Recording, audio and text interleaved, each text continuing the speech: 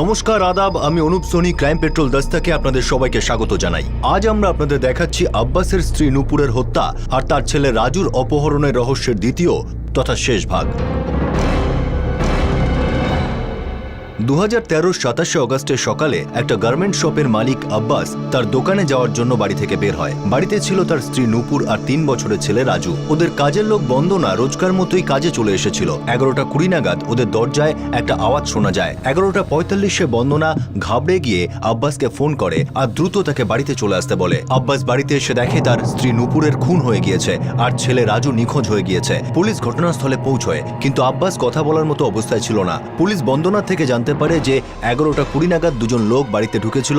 একজন বন্দনার গলায় ছুরি ধরে আর অন্যজন নূপুরের ঘরে চলে যায়। বন্দনা শুধু এটুকুই দেখে যে ওই দুষ্কৃতী যখন ঘর থেকে বার হয় তখন তার এক হাতে রাজু চাদরে মোড়া ছিল আর দ্বিতীয় হাতে ছিল ক্যাশ আর জুয়েলারি। তারপর ওই দুই ব্যক্তি বাইরের ঘরের ড্রয়ার থেকে অনেকগুলো মোবাইল ফোন বার করে আর যেতে যেতে বলে যায় যে আব্বাসকে বলে দিতে যে যদি রাজুকে জীবন্ত চায় তাহলে যেন 25 লাখ টাকার ব্যবস্থা করে।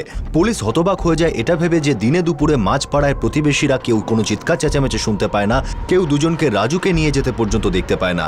নূপুরের বডির পোস্টমর্টেম থেকে জানা যায় যে গলা টেপার ফলে তার মৃত্যু হয়েছিল। তারপর তাকে ছুরি দিয়ে মারা হয় এবং বিষের ইঞ্জেকশন দেওয়া হয়। তার রক্ত থেকে ক্লোরোফর্মের অংশবিশেষও পাওয়া যায়, যার থেকে পুলিশ আন্দাজ করে যে ওকে মারার আগে ক্লোরোফর্মের মাধ্যমে অজ্ঞান করে দেওয়া হয়েছিল। রাজুর সঙ্গে হয়তো এরকমই করা হয়েছিল, তাই ওর চিৎকার কেউ শুনতে পায়নি।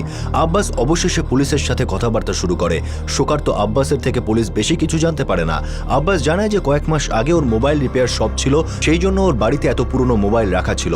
কিন্তু কিডন্যাপাররা 25 লাখ টাকা দাবি করেছিল, কিন্তু ওর বক্তব্য ছিল যে ওর কাছে এই মুহূর্তে কিছু নেই। কিন্তু 3-4 মাস আগে ওর কাছে 45 লাখ টাকা ছিল, যা দিয়ে ও গার্মেন্ট শপ খুলেছিল, যে টাকাটা ও শ্বশুর দিয়েছিল। প্রতিবেশীদের থেকে জানা যায় যে নূপুরের বাবা মা প্রায়ই ওদের বাড়িতে আসতো, কিন্তু আব্বাসের বাড়ি থেকে কেউই আসতো না। প্রতিবেশীরা আরও জানায় যে তারা পরে জানতে পেরেছিল যে আব্বাস এবং নূপুরের লাভ ম্যারেজ ছিল আর তাদের ধর্ম ছিল আলাদা। তাহলে কি এই হত্যা আর রাজুর অপহরণের সঙ্গে অতীত জড়িত ছিল? আব্বাস যখন পুলিশ স্টেশনেই ছিল তখন ওর কাছে একটা ফোন আসে আর ও চমকে ওঠে, কারণ ফোনটা নূপুরের নাম্বার থেকে আসছিল। এটা অপহরণকারীদের ফোন ছিল যারা রাজুর মুক্তিপণের জন্য 25 লাখ টাকা দাবি করেছিল। তারা নূপুরের ফোনটাও সঙ্গে নিয়ে গিয়েছিল। পুলিশ সন্দেহ করে যে এতে ভিতরেরই কেউ জড়িত আছে।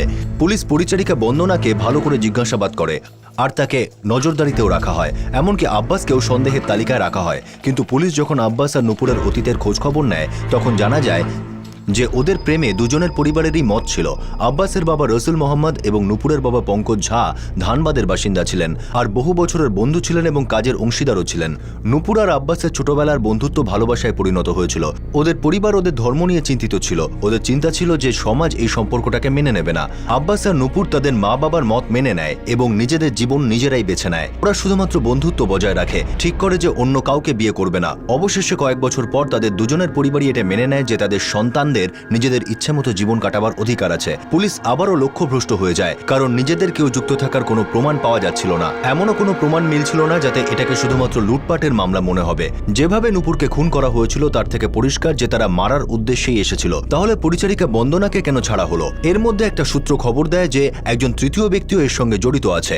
দুজন আততায়ীকে একজন কার্পেন্টার শনাক্ত করতে পেরেছিল, কারণ তাদের সাথে সে পথে ধাক্কা খায়। তার বক্তব্য অনুযায়ী ওরা বাইকে একজন তৃতীয় ব্যক্তির সঙ্গে ছিল। ওরা তিনজন এরপর একটি পানের দোকানে গিয়ে পৌঁছয়, যার কাছে সেই হেলমেট পরা তৃতীয় ব্যক্তিটির খবর ছিল। সেই পানওয়ালা পুলিশকে জানায় যে ওই তৃতীয় ব্যক্তিটি নূপুর মোবাইল রিপেয়ার শপে কাজ করত, কিন্তু সে তার নাম জানে না। আর ওরা যখন বাচ্চাটাকে বেডশিটে জড়িয়ে নিয়ে যাচ্ছিল সে তখন আন্দাজও করতে পারেনি এরকম কিছু হতে পারে। এবার তারপর আব্বাসের দোকানে কাজ করত। স্যার নিচে ওয়েট করছিল, ওপরে ওঠেনি। বন্দনা বলেছিল যে ছেলে দুটোকে আগে দেখেনি। সাহেব আমি জানি না ওরা কারা। আর আব্বাস বলেছিল যে ওর কখনোই কোনো ওয়ার্কারের সঙ্গে ঝামেলা হয়নি।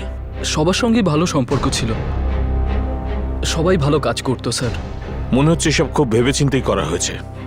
ওদের উদ্দেশ্যটা পরিষ্কার, এটা এমনি লুটপাটের মামলা নয়। এবার ওই বাচ্চাটার জন্য খুব চিন্তা হচ্ছে। শিবরাজ আর মনোজ দুজনেই আমার মোবাইল শপে কাজ করতো স্যার। তোমার কাছে ওদের ফটো আছে? ফটো তো নেই স্যার, কিন্তু আমার মোবাইলে দোকানের কয়েকটা ছবি আছে, সেগুলোর মধ্যে ওদের ছবি তো থাকবেই স্যার। তোমার মোবাইলে?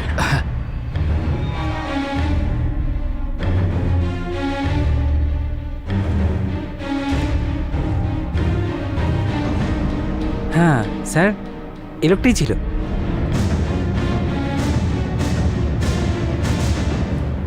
শিবরাজ? না স্যার, আমার তো কখনো ওর সঙ্গে ঝগড়া হয়নি। মনোজের সঙ্গেও কখনো ঝগড়া হয়নি। ওরা তো আমাদের ফ্যামিলি মেম্বারের মতো ছিল। নূপুর আর রাজু ওদের খুব ভালোবাসতো, বাড়িতে যাতায়াত ছিল। এই দেখো রাজু প্লেনে চড়ে বুস করে উড়ে গেল। শিবরাজ, তোমার আর মনোজের দুজনের খাবার এটাতে আছে, খেয়ে নিও। হ্যাঁ বৌদি। লজ্জা পেও না। বাই রাজু। ও বেশ কয়েকবার আমার বাড়িতে এসেছিল। বেশিরভাগ সময় টিফিন নিতে ওই যেত। শিবরাজ আর মনোজের মোবাইল নাম্বার বলো।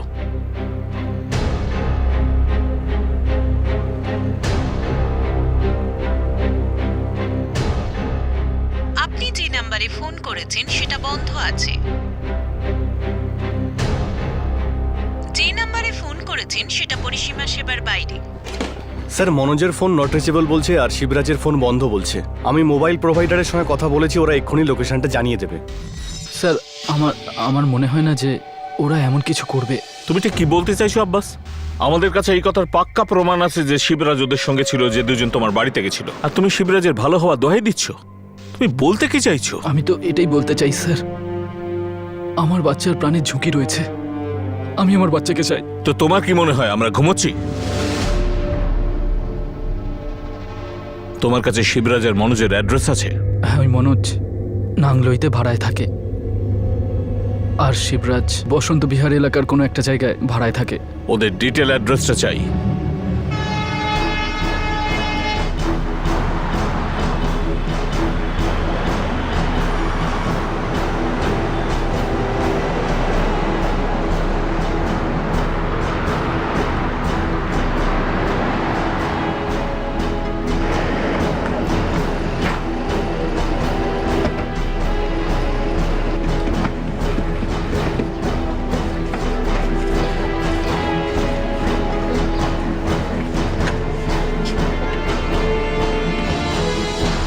অনেকদিনই মনোজকে দেখতে পাইনি।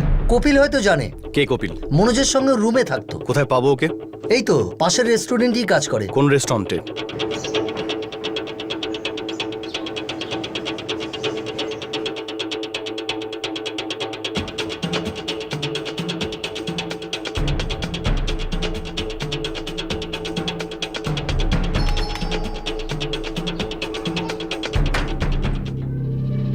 বলুন। শিবরাজ এখানেই থাকে? হ্যাঁ। কোথায় ও? জানি না, কয়েকদিন ধরে দেখিনি। কে বলতে পারবে? আপনি আমানত ভাইকে জিজ্ঞেস করুন, উনি ওই বাড়িটার মালিক। কোথায় থাকে সে? দুটো বাড়ি ছেড়ে কোনার মাথাটায়।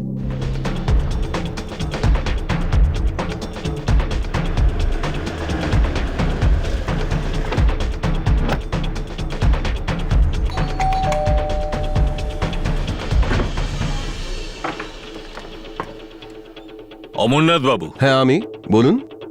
মনোজ গ্রামে গেছে তা ধরুন ৮-১০ দিন তো হবেই। ওর গ্রাম কোথায়? ফতেপুর। কিন্তু কি হয়েছে স্যার? কপিল, তোমার কাছে ওর গ্রামের কোনো ঠিকানা রয়েছে? না স্যার, আমার কাছে তো নেই। শিবরাজ বলছিল নাকি বাড়ি যাবে, এতক্ষণে হয়তো বেরিয়ে পড়েছে। আসলে কি রোজ রোজ তো আর ওর সাথে দেখা হয় না, সবার তো নিজের নিজের কাজ থাকে। আমার ওর সাথে শেষ দেখা হয়েছিল ও যখন আমাকে ভাড়া দিতে এসেছিল 17ই আগস্ট। তখনই আমাকে বলেছিল কয়েকদিনের জন্য বাড়ি যাবে।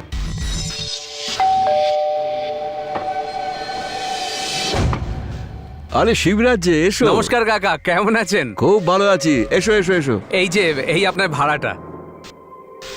আরে ভেতরে তো এসো, একটু চা খেয়ে যাও। আরে না না কাকা, অন্য সময় আসবো, এখন খুব তাড়া আছে। বিজনোরে বাড়িতে যাচ্ছি, ওখানে কিছু কাজ আছে, 2 মাসের মধ্যেই ফিরে আসবো। এতদিনের জন্য? হ্যাঁ কাকা, এখানে কাজ চলে গেল, ওখানে একটা কাজের আশা আছে, দেখি যাই ওখানে কি হয়। তবে হ্যাঁ, ফিরে এসে 2 মাসের ভাড়া একসঙ্গে দিয়ে দেবো, ঠিক আছে? আচ্ছা ঠিক আছে ঠিক আছে। ব্যাস এই কথাই হয়েছিল আমার সাথে। ওর বাড়ির ঠিকানা আছে আপনার কাছে? হ্যাঁ, এগ্রিমেন্টে লেখা আছে, আমি এনে দেখাচ্ছি।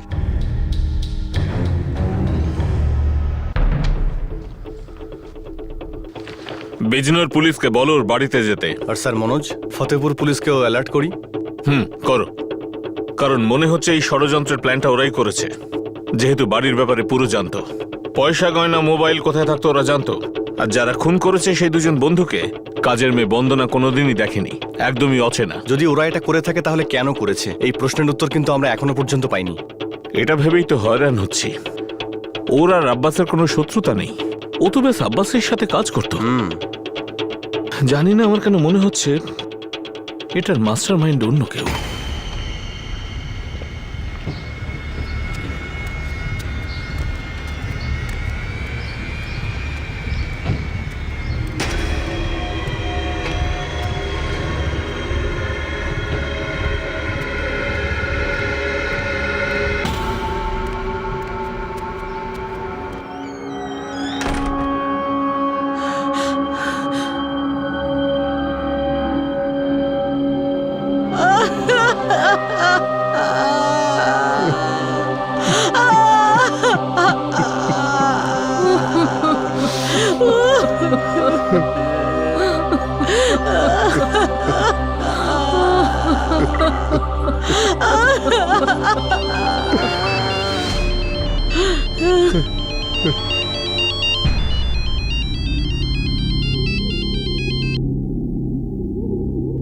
হ্যালো, টাকা রেডি আছে? কে বলছেন? কোথায় আমার ছেলে? 25 লাখ টাকা রেডি আছে। দেখুন, আপনার যা চাই আপনি নিয়ে নিন, আমি আমার ছেলেকে ফেরত চাই, ব্যাস। তুই টাকা রেডি রাখ, আমি আবার ফোন করছি। Hello hello hello.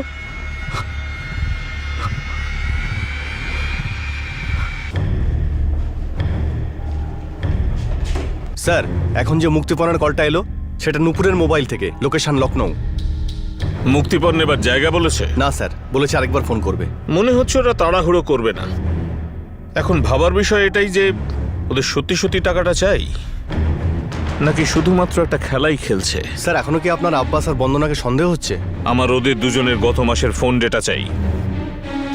এখন আমাদের দেখতে হবে যে বংশীতে কারা কারা ওঠে। স্যার,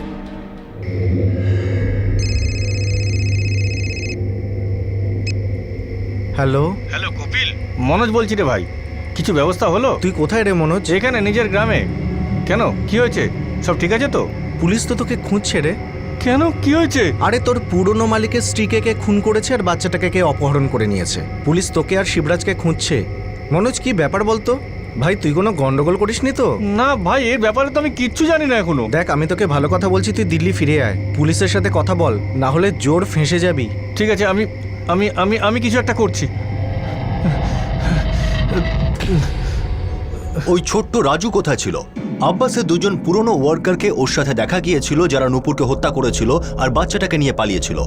তারা এই অপরাধে কিভাবে যুক্ত হলো? এই অপরাধটা আসলে কি জন্য করা হয়েছিল? এখনো পর্যন্ত তদন্ত থেকে না রাজুর খোঁজ খবর পাওয়া গিয়েছিল, না এই অপরাধের কারণ জানা গিয়েছিল, আর না আসল অপরাধীদের মুখোশ খোলা গিয়েছিল। এই গোলক ধাঁধা আরো জটিল হয়ে যাচ্ছিল। 3 দিন হয়ে গেল স্যার, আমার ছেলের কোনো খোঁজ নেই। আমার বউকে মেরে ফেলেছে, আর আপনারা এখনো এটাই মনে করে চলেছেন যে আমি এতে জড়িত আছি কিনা। আমি আমার বউকে আর ছেলেকে আমি নিজের প্রাণের চেয়েও বেশি ভালোবাসি স্যার। আপনারা এইটুকু কথা এখনো বুঝে উঠতে পারছেন না স্যার? আব্বাস, আমি তোমায় শুধু একটা প্রশ্ন করেছি, কেন মনে হচ্ছে যে তোমার দিকে আঙুল উঠছে? আপনার প্রশ্ন স্যার, আপনার প্রশ্ন আমাকে কষ্ট দেয়। আমার মনে হয় আপনারা চান যে ভেঙে পড়ি আর মেনে নেই যে দোষটা আমি করেছি। এমন মনে হয় যে আপনারা আগেই ধরে নিয়েছেন যে এই অপহরণ, এই মুক্তিপণ পুরোটাই নাটক, আর আমি জানি রাজু কোথায়। মনে হয় আপনারা এটাই চান যে আমি খুন করেছি আমার বউকে আর রাজুকেও। সেটা কি সত্যি আব্বাস? তুমি কি শিবরাজ, মনোজ আর দুজন অজানা লোকের সঙ্গে মিলে এই কাজটা করেছো? না স্যার, একদম না। একদিকে আমি আমার বউকে হারানোর দুঃখে বাইরে বেরোতে পারছি না, আর দ্বিতীয় আমার ছেলে কোথায়, কি অবস্থায় আছে আমি কিচ্ছু জানি না। তার উপরে আপনারা আমার উপরেই সন্দেহ করছেন। স্যার, আমি আমার জীবনে খুব খুশি ছিলাম স্যার। যাকে ভালোবেসেছি তাকেই বিয়ে করেছি। খুব আনন্দে দিন কাটছিল আমাদের। ছোট্ট বাচ্চা, ব্যবসাও খুব একটা খারাপ নয়, ভালোই চলছিল। আমি আমার বউকে কেন মারবো স্যার? খুব ভালোবাসতাম স্যার ওকে আমি।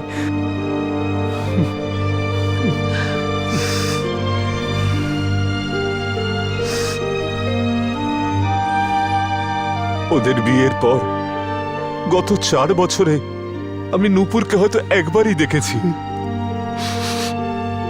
সবকিছু তো ঠিকই চলছিল, তারপর জানি না এইসব কি করে। সাহেব, আমি জানি আপনারা আমাকে সন্দেহ করছেন। আপনারা আমার পিছনে পুলিশ লাগিয়ে রেখেছেন, যারা সব জায়গায় আমার ব্যাপারে খোঁজ নিচ্ছে যেখানে আমি কাজ করি।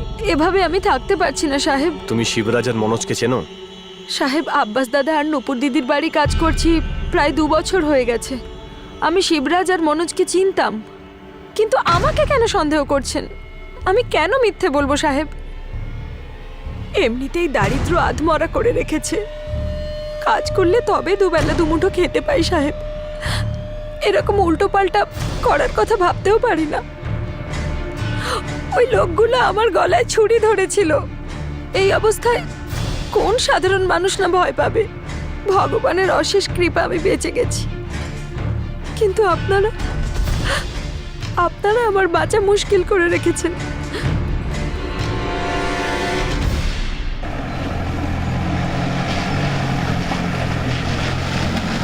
স্যার, আমি মিথ্যে কেন বলবো স্যার? সত্যি কথা বলছি, শিবরাজ 6 মাস ধরে এই বাড়িতে আসেনি। আপনি চাইলে পাড়ার লোককে জিজ্ঞেস করতে পারেন। স্যার, ও কি করেছে কি? যাকে শিবরাজ কাজ করতো তার ছেলেকে অপহরণ করেছে ও। হে ভগবান, না স্যার, আমার ছেলে এমন করতেই পারে না।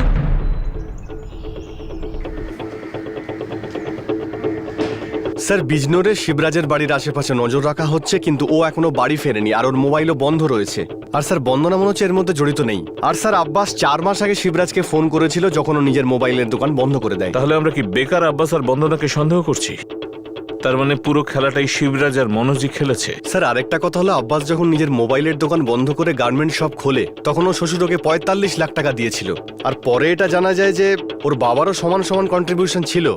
হয়তো শিবরাজ আর মনোজ এ সব কিছুই জানতো আর ওদের মনে লোভ জন্মেছিল।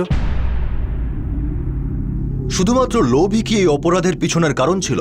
কেউ কি নিজের রাগ আর লোভের জন্য কোনো নিষ্পাপ মহিলাকে খুন করতে পারে, আর তাও তাকে মেরে ফেলার সম্পূর্ণ পরিকল্পনা করে গলা টিপে তাকে ছুরি দিয়ে মেরে বিষের ইঞ্জেকশন দিয়ে যাতে বেঁচে থাকার কোনো রকম সম্ভাবনাই না থাকে?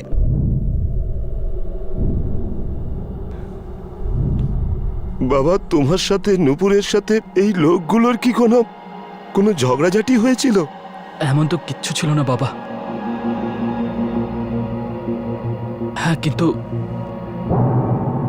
যখন মোবাইল সব বন্ধ করে দেওয়ার ব্যাপারটা উঠল তখন এরা খুব চিন্তিত হয়ে পড়েছিল। আরে আব্বাস ভাই, এরকম হঠাৎ করে? আরে হঠাৎ করে নয় শিবরাজ, অনেকদিন থেকেই ভাবছিলাম। তুমি জানোই তো আমার একটা ছেলে রয়েছে, ওর ফিউচারের ব্যাপারটাও তো আমাকেই ভাবতে হবে না? এই ব্যবসায় তো খুব একটা লাভ নেই, আর এমনিতেও দিল্লিতে বাচ্চা মানুষ করা খুব সহজ কথা তো নয়। আব্বাস ভাই, আপনি 1 সপ্তাহের মধ্যে দোকান বন্ধ করে দেবেন নাকি? হ্যাঁ মনোজ, আসলে মনোজ এতে আমার লাভ কম হচ্ছে, ক্ষতি বেশি হচ্ছে। তো কোথায় খুলছো নতুন দোকান? এই পাশেই নতুন একটা দোকান ভাড়ায় নিয়েছি, আর একটা বড় কোম্পানি থেকে অর্ডারও পেয়ে গেছি আমি। ও, তো সব আগে থেকেই ঠিক ছিল? প্রথম থেকেই আমি ভেবে রেখেছিলাম, টাকা ছিল না বলে বিজনেস করতে পারিনি।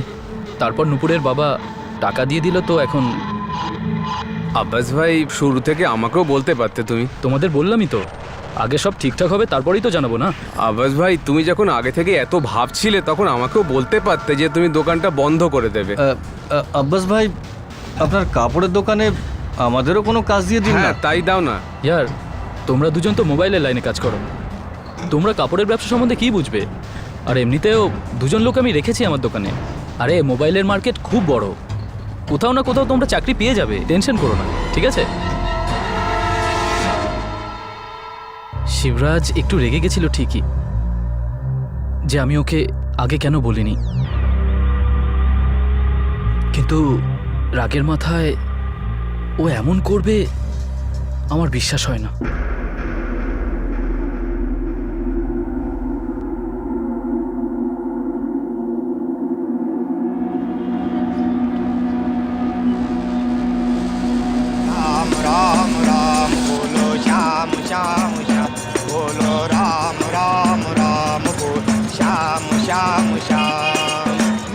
मुझ में एक चिराए एक तेरा दिल दिखे पाए।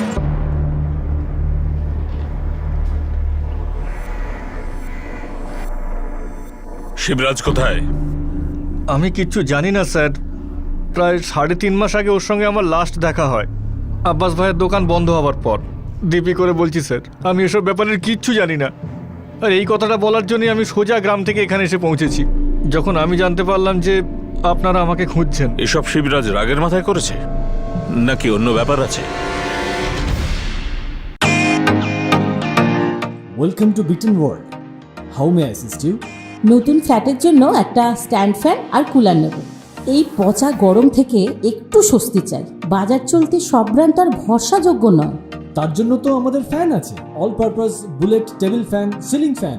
আমাদের সিলিং ফ্যান কিন্তু 30 মাসের ওয়ারেন্টি সহ পাওয়া যায়। আছে ফারাটা 2 বছরের ওয়ারেন্টি, 17 থেকে 20 মিটার এয়ার ফ্লো। মধ্যবিত্তের সাধ্যের মধ্যে একমাত্র ভরসাযোগ্য ব্র্যান্ড বিটন। আমাদের কুলারের কিন্তু অনেক range, 45 litres, 50 litres, 70 litres, 90 litres, 110 litres. Honeycomb সহযোগে বিটনের সব কুলারের ওয়ারেন্টি 1 বছর। চেনা হাওয়ায় অচেনা অনুভূতির জন্য একমাত্র আদর্শ বিটন। গরমে স্বস্তি পেতে বিটনের ফ্যান হোক বা কুলার, আজই আনুন বাড়িতে। Vuitton, digitally yours.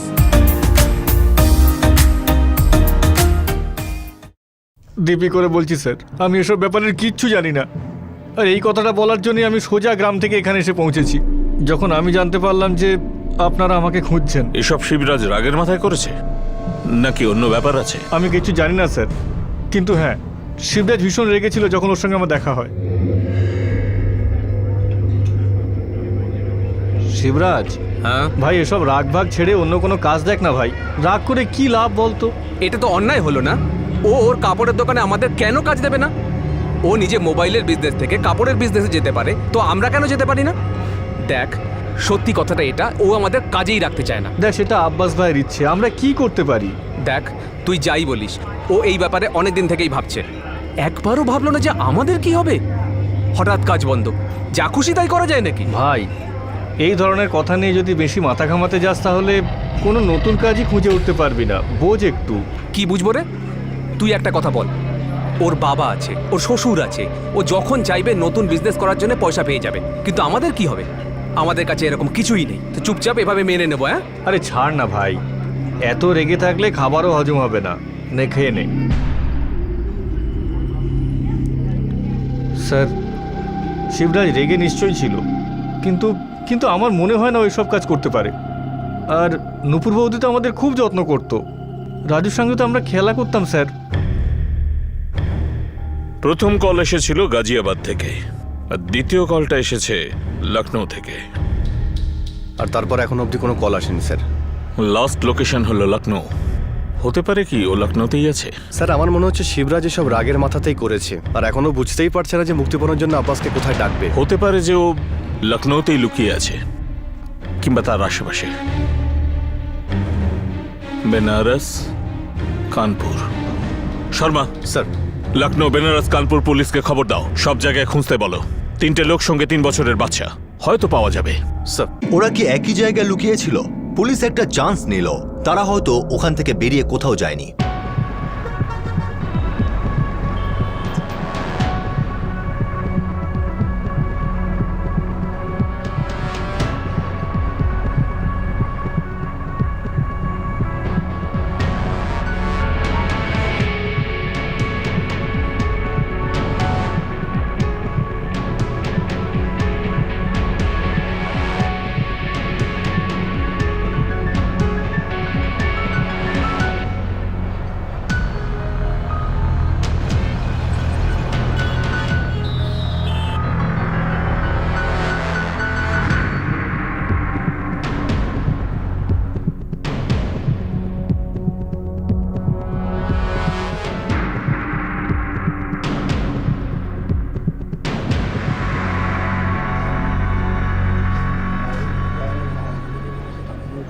স্যার, 4 দিন হয়ে গেল স্যার, রাজুর মুক্তিপণ নিয়ে কোনো ফোন আসেনি। আমার খুব চিন্তা হচ্ছে স্যার। আব্বাস ওকে আমরা সব জায়গায় খুঁজি, যেখানে যেখানে থাকতে পারি। শিবরাজের বিজনরের বাড়িতেও নজর রাখা হয়েছে। বাকি দুজনের ব্যাপারে আমরা কিছুই জানি না, কিন্তু পুরো চেষ্টা চলছে। বাচ্চাটার চিন্তা আমাদেরও আছে আব্বাস।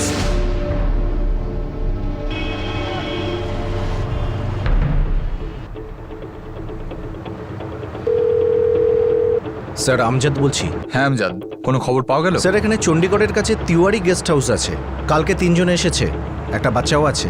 দেখো, লোকটার নাম শিবরাজ আর বাচ্চাটার নাম রাজু। স্যার কাউন্টারে শিবরাজ নয়, অন্য কারোর নাম দিয়েছে। আর যে ছবিটা দিয়েছে সেটাও কতকটা মেলে। বাচ্চাটাকে হোটেলের কেউ ভালোভাবে দেখেনি। বাচ্চাটা কারোর কোলে ঘুমিয়েছিল, তারপর 3 জনের কেউই বাইরে বেরোয়নি। ঠিক আছে স্যার, আমার মনে হয় যে এরা ওই 3 জন। খেয়াল রেখো বাচ্চাটা যেন কিছু না হয়। আমরা খেয়াল রাখবো স্যার।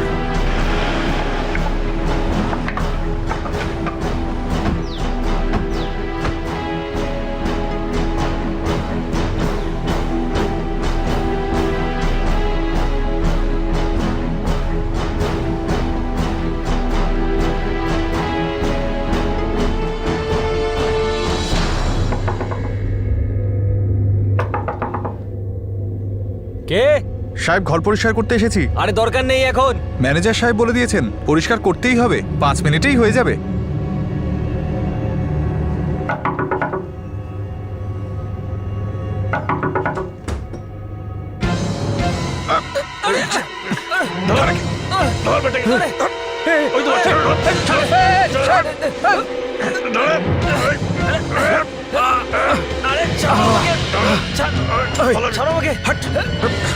মেরে দেবো কিন্তু। ওয়েলকাম টু বিটেন world, how may I assist you? নতুন ফ্ল্যাটের জন্য একটা স্ট্যান্ড ফ্যান আর কুলার নেব। এই পচা গরম থেকে একটু স্বস্তি চাই। বাজার চলতে সব ব্র্যান্ড তো আর ভরসাযোগ্য নয়। তার জন্য তো আমাদের ফ্যান আছে, all purpose bullet table fan, ceiling fan. আমাদের সিলিং ফ্যান কিন্তু 30 মাসের ওয়ারেন্টি সহ পাওয়া যায়। আছে ফারাটা 2 বছরের ওয়ারেন্টি, 17 থেকে 20 মিটার এয়ার ফ্লো। মধ্যবিত্তের সাধ্যের মধ্যে একমাত্র ভরসাযোগ্য ব্র্যান্ড বিটেন। আমাদের কুলারের কিন্তু অনেক range, 45 litres, 50 litres, 70 litres, 90 litres, 110 litres. Honeycomb সহযোগে বিটেনের সব কুলারের ওয়ারেন্টি 1 বছর। চেনা হাওয়ায় অচেনা অনুভূতির জন্য একমাত্র আদর্শ বিটেন। গরমে স্বস্তি পেতে বিটেনের ফ্যান হোক বা কুলার, আজই আনুন বাড়িতে। Beaten, digitally yours.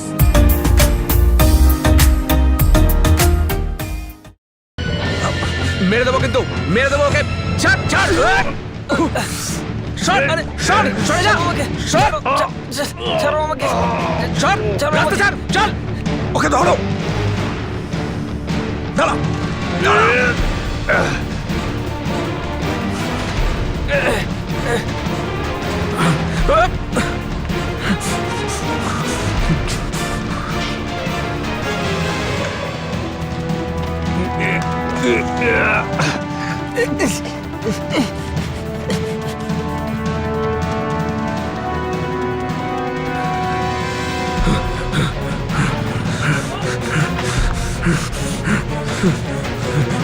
দাঁড়া, দাঁড়া বলছি। ওই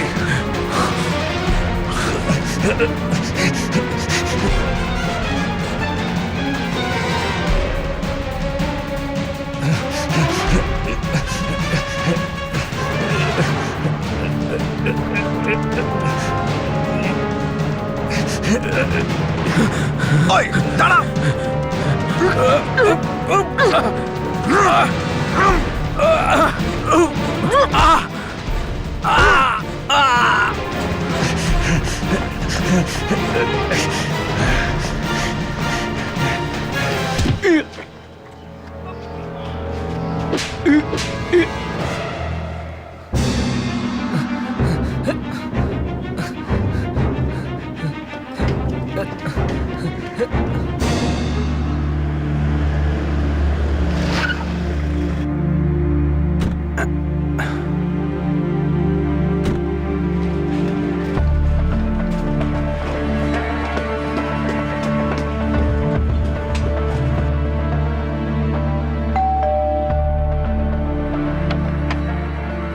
রাজুকে পাওয়া গেছে।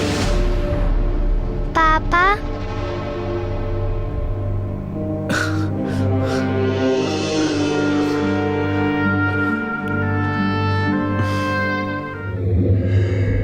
শিবরাজ আর তার 2 সাথেই লালু আর অভিজিৎ ধরা পড়েছে। এই দুজনে মিলে নুপুরকে খুন করেছিল। শিবরাজ এমন কেন করলো স্যার? টাকার জন্য? হ্যাঁ, আমার খুব রাগ হয়েছিল স্যার। আমাদের কাছে কাজ ছিল না, ওর জন্যই আমাদের এরকম হাল হয়েছিল। ও চাইলে আমাদের বলতে পারতো, আমি দোকান বন্ধ করছি, তোমরা কাজ খুঁজে নাও। খুব সমস্যা হয় স্যার, যখন কাজ চলে যায়, রোজগার বন্ধ হয়ে যায়। আরে খাবার খাওয়ালি, মদ খাওয়ালি, বিজনগর থেকে দিল্লিতে এলাম, একদিন হয়ে গেছে, কিন্তু এখনো পর্যন্ত কি করতে হবে সেটা বললি না। আরে ছোটবেলার বন্ধু তোরা, আমি কি ডাকতে পারি না? কিন্তু এটা তো বল যে কাজটা কি? প্রতিশোধ, একটা প্রতিশোধ নিতে হবে। অনেক টাকা আছে, অনেক গয়নাও আছে, আর অনেক জিনিসও আছে ওর কাছে।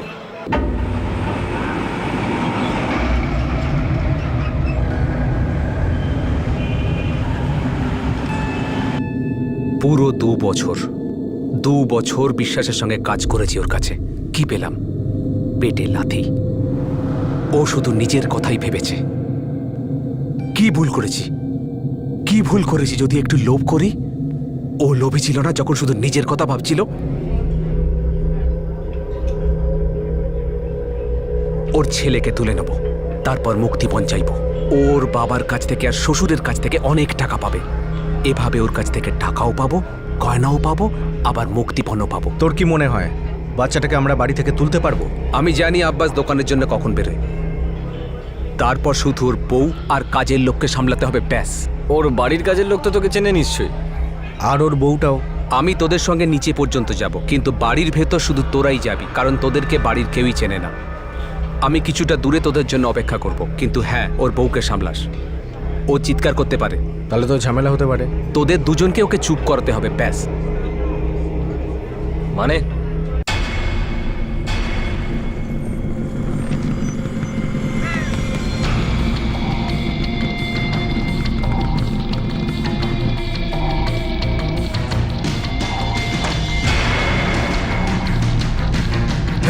চুপ, কোনো আওয়াজ বার করবি না, চুপ। ভিতরে চল, চল ভিতরে চল। আর হ্যাঁ, তুমি নিচেই খেলবে, ঠিক আছে? আর আমি যখন ডাকবো তখন চলে আসবে। ওকে মাম্মি। যাও। কে তুমি? রাজু, রাজু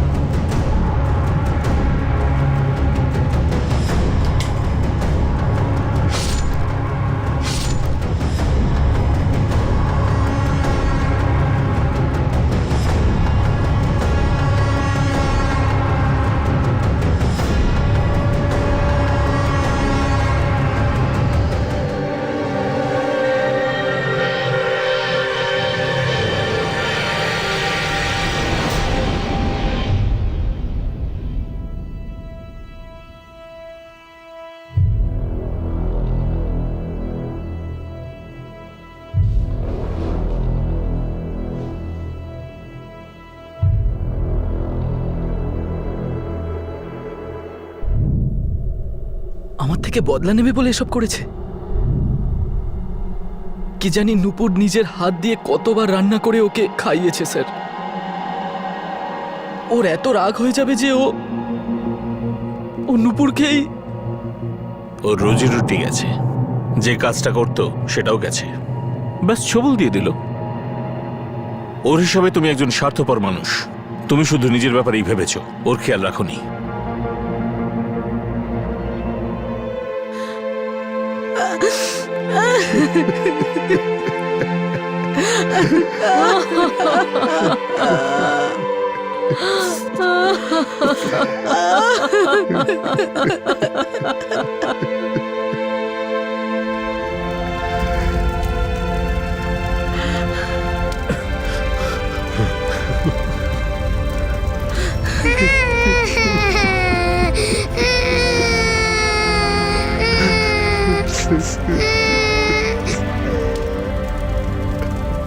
তিনজন অপরাধী এখন জুডিশিয়াল কাস্টাডিতে আছে আর পুলিশ চার্জশিট ফাইল করার প্রস্তুতি নিচ্ছে। শিবরাজের আব্বাসের উপর রাগ কি যথাযথ ছিল? বেকারত্বের জন্য সে যতই হতাশ বা দিশাহীন হয়ে যাক না কেন, কিন্তু একজন নিষ্পাপ মহিলাকে মেরে ও শেষমেশ কি পেল? আব্বাসের প্রতি যে ঘৃণা, যে রাগ ছিল, তাতে বাচ্চাটার কি দোষ ছিল? শিবরাজের অভিযোগ ছিল যে আব্বাস তার দোকান বন্ধ করার খবর কর্মচারীদের আগে থেকে দেয়নি। শিবরাজের রুজি রোজগার হঠাৎই বন্ধ হয়ে যায়, সেই সাথে মনোজেরও রোজগার চলে যায়। কিন্তু সে শিবরাজের পথ অনুসরণ করে না, বরং সে সেই সময়টাকে ব্যবহার করেছিল নতুন সুযোগ তৈরির, চাকরি খোঁজার আর নিজের বাড়ির লোকেদের সঙ্গে সময় কাটানোর জন্য। জীবনকে সে নতুনভাবে গড়ার চেষ্টা করেছিল। কখনো কখনো আমাদের উপর দুর্বলতা প্রভাব বিস্তার করে আর আমাদের ভালোটাকে মেরে দেয়। ব্যর্থতা মানে পড়ে যাওয়া নয়, বরং পড়ে গিয়ে ওঠার চেষ্টা না করাটার নামই আসলে ব্যর্থতা। যখন সহজলভ্য উপার্জনের টাকা ঘৃণার আগুনে পুড়ে ছাই হয়ে যায়, তখন কোনো মনোবাঞ্ছা পূর্ণ হয় না। বেশি পাওয়া লোভকে যদি সঠিক দিশা দেওয়া হয়, কিছু ভালো বা কিছু পজিটিভ দিক দেওয়া হয়, তাহলে তার প্রশংসাও হবে আর সেটিকে সঠিকও মানা হবে।